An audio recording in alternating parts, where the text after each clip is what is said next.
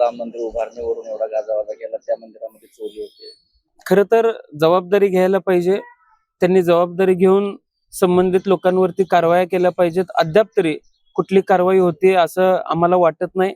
आज बरेचसे प्रमुख प्रश्न आहेत. आज सोनम वांगचुक जी तिथं उपोषणाला बसलेल्या आहेत, ते जो विषय घेऊन बसलेले आहेत, येणाऱ्या पिढीला मार्गदर्शक ठरतील असा विषय घेऊन ते उपोषणाला बसलेले आहेत. पण केंद्रातल्या कुठल्याही मंत्र्याने तिकडे न जावं, केंद्रातल्या कुठल्याही मंत्र्याने त्याची दखल न घ्यावी, इतपत गेंड्याच्या कातडीचं सरकार आम्ही आहे हे दाखवून देण्याची त्यांनी आवश्यकता नाही.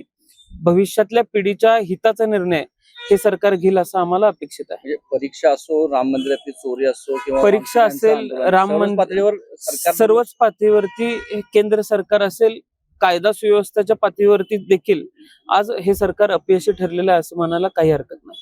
आंदोलनाकडे पूर्णपणे दुर्लक्ष केलं असं दिसतंय का? एकूण केंद्र शासनाने त्यांचे कुठले प्रतिनिधी तिथं पाठवलेले आहेत असं कानावर नाही.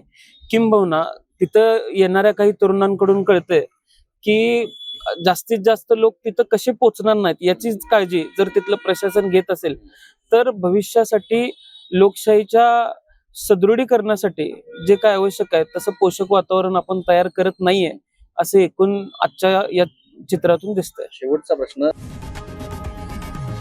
लोकशाही मराठी ऐका, पहा, जागरूक रहा.